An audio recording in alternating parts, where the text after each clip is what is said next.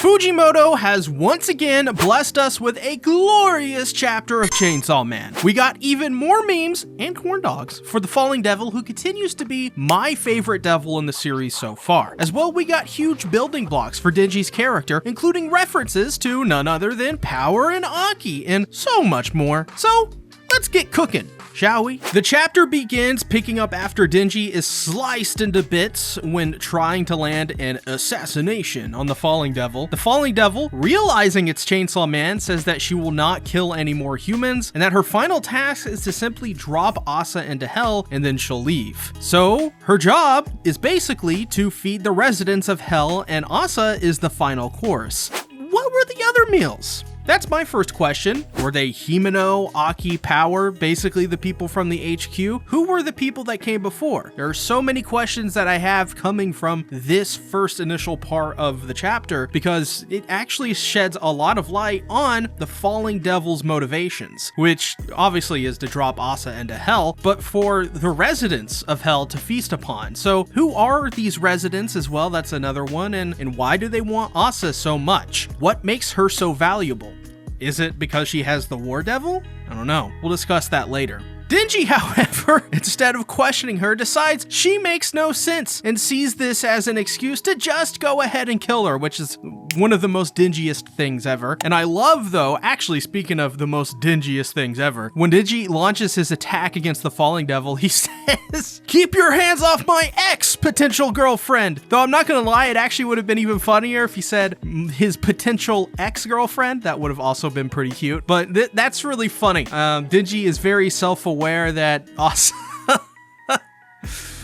he has no chance with Asa, which we'll see about that. I have my doubts. But anyways, this, however, did probably give the Falling Devil an advantage, as she seemingly stops Denji in his tracks and makes him fall, and there he sees visions of his former two best friends, Aki and Power again. This is the first time we've seen these two in a chapter of Chainsaw Man in a while. I mean, I think we may have seen Aki a little bit in part 2. I can't exactly remember, but this is for sure one of the first times we've seen Power again in these the second part of Chainsaw Man. We also see that Power holding a cake, so that vision is stuck within Denji's head, and Aki being taken over by the Gun Devil. This shows that these two things are very important. These two moments, rather, are very important for Denji. And it really does seem that Denji harbors some sort of feelings for what happened to both Aki and Power. Even if he doesn't acknowledge or know he even has them, they're still there. And this shows that Denji is more than just an absent-minded young man. He may be absent-minded, but he still has these feelings and he's still carrying a lot of this trauma. But as the Falling Devil then goes to follow Asa's scent, pervs, Denji comes back with the two-time. I bought a whole bunch of shungite. And it works because he skewered the Falling Devil again with his own body. Denji then says that when he fights devils with mental abilities and attacks, he simply just, cuts up his brain. It's one of his rules, so, just casually lobotomizing himself. This is actually a really unique and inventive way for Fujimoto to write in yet another unique characteristic only Denji can really do, at least as of right now at least. And it's just really interesting. He increased his battle awareness by simply ruining it. It's kind of ingenious. Plus, at the very least, he does want to eat corn dogs from France, which is not a bad thing. And it turns out that the corn dogs are actually corn legs, specifically the Falling Devil's corn legs. Tasty, but chewy.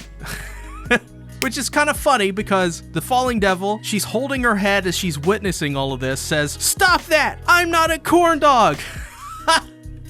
That popped me so hard when I was reading it. And the art in this moment is just so funny, just because I think the Falling Devil, is just holding her head and just witnessing all of this and is sort of incredulous to it. Though, actually he might be right. As the Falling Devil says, it may be good for a chef to experience being eaten. And I think this pretty much confirms that Fujimoto is a crackhead. So there you go. So after he eats her corn leg, she basically explodes through Denji's chest. That was a really cool moment. I love to see it. This is the thing with Chainsaw Man in these last couple of chapters is the action is just so freaking good, and this is no different. So Denji simply tries to chainsaws her face off, and the simps are not gonna like that, so don't even try it, Denji. The falling devil then detests ugliness, which is actually rather funny because lots of people think Denji is a total baddie, and I can understand why, but he does smell like dogs, so maybe that's why the falling devil thinks he's ugly. Now, once again, cut in half, much like that time when Kobeni used him as a shield, someone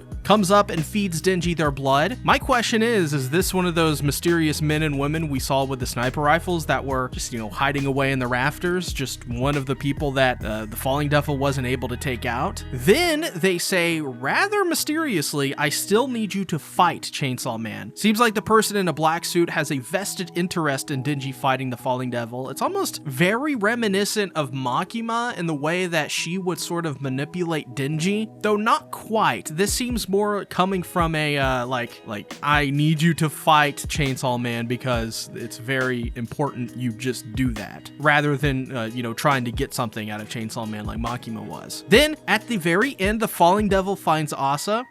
So I think in the next couple of chapters, we're going to get most likely a confrontation between all three of them, which I'm super looking forward to. And I think after this arc ends, this little falling devil arc, I think that we are going to probably get some answers as to who the people in black are, but we'll see. First of all, this was a really great chapter. I loved the action and as well the comedic relief. The falling devil continues to be a never-ending source of memes and people being horny for her, which is questionable in my opinion, but whatever floats your boat, I say. Though here is the real question. Why isn't the falling devil wanting Denji's heart? We saw in part 1 that pretty much every single fiend or devil wanted Denji's heart to harness the power of the Chainsaw Man for themselves. So why is the falling devil, well, neutral? Obviously, her goal is to fall Asa into hell, but she could easily take Chainsaw Man's heart on multiple occasions here, but instead sticks to her goal of killing Asa. So why? Well, I'm just spitballing here. Is Asa now more valuable than Denji's heart? Does it have something to do with the War Devil being a part of Asa? Maybe the War Devil did something to piss hell and its occupants off? I'd love to hear your personal theories on this in the comments below, especially with how this possibly ties into the fake Chainsaw Man theory going around right now. Whether or not that is actually very applicable after this chapter, though we'll see.